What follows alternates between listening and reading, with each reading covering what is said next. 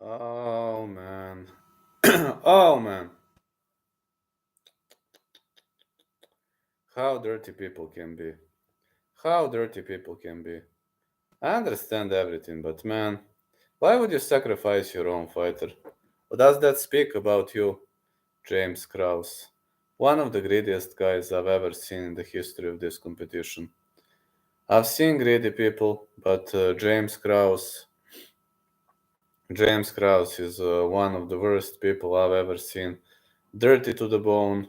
I mean, I don't care about your private life, personal life, but you ruined the sport, man. You ruined the sport. You literally destroyed this sport. I mean, you should be banned for life. I don't get people like you. I just don't get people like you who do all those things and who intentionally shame the sport. And his recent betting affair, it was a shame. It really was a shame, man. James Krause worked for offshore sportsbook online and former UFC Glory MMA fitness coach. Throughout the ongoing betting scandal investigation, he confessed he was an intermediate for an offshore sportsbook, and ESPN published, according to anonymous sources, they placed bets through Krause, who served as an agent for ABC Betting AG since at least 2019. The sources claimed Krause offered a line of credit and referral kickbacks and took payments through Venmo or PayPal.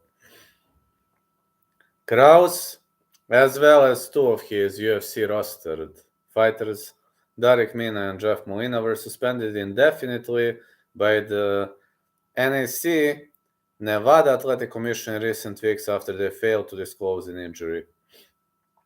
Krause and Mina was suspended at November 5th. Bout was flagged for suspicious betting activity.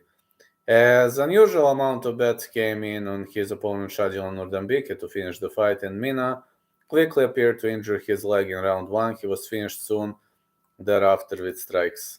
And it was very, very suspicious finish. Very suspicious.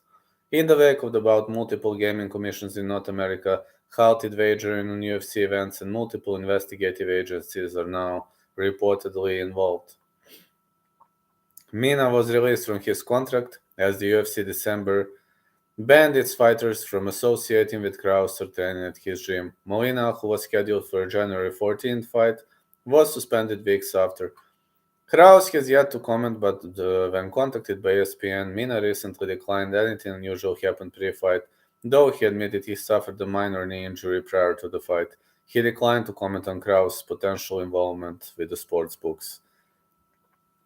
Prior to the implementation of anti-wagering language in the UFC's Fighter Code of Conduct, which was edited in October, Krause admitted to betting on fights even those he was involved in. Krause mentioned he took over other bettors' accounts, seen as a potential method to evade betting limits. Krause branded the podcast 1% Club, which discussed picks, predictions, and bets. He had a 1% Club subscription-based chat group on the social platform Discord. According to the report Thursday, Molina was part of the Discord and encouraged others to join.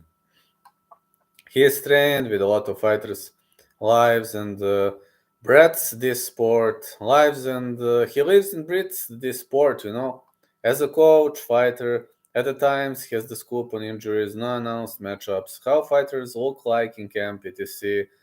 In stocks, this is called insider training. In MMA betting, it's called James Krause or Scams Krause. For the last 6 months, all my bills, including mortgage and car note, have been paid via Krause Picks. Do yourself a favor and join the VIP.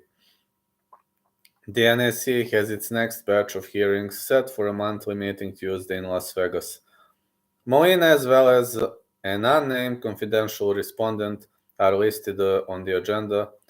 And do you see what you did, man? I mean, do you see what the fuck did you do? Now, you are ruining lives of your fighters.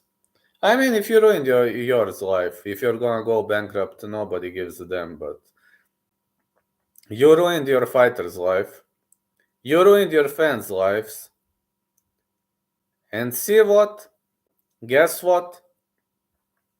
You are a cheater. Scams Krause, or James the Jew Krause, however they call the MMA guru now, they say James the Jew Krause.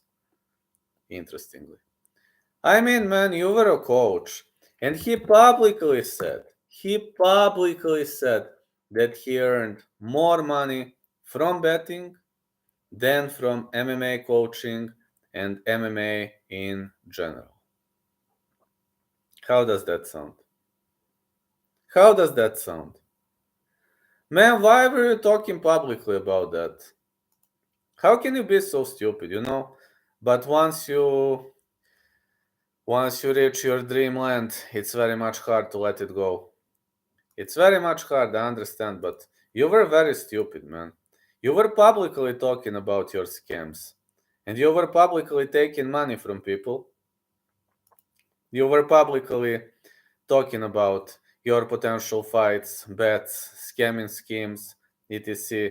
And now your fighters are fucked up. You are gonna go bankrupt.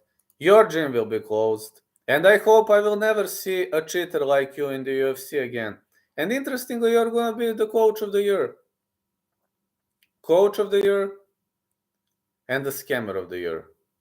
Alright, you didn't. Alright, Mempri Jazz or Scampri Jazz, also popular. The MMA lock of the night is also a very big scammer, just like you. So maybe he is going to get the title, the scammer of the year. But what did you do, man?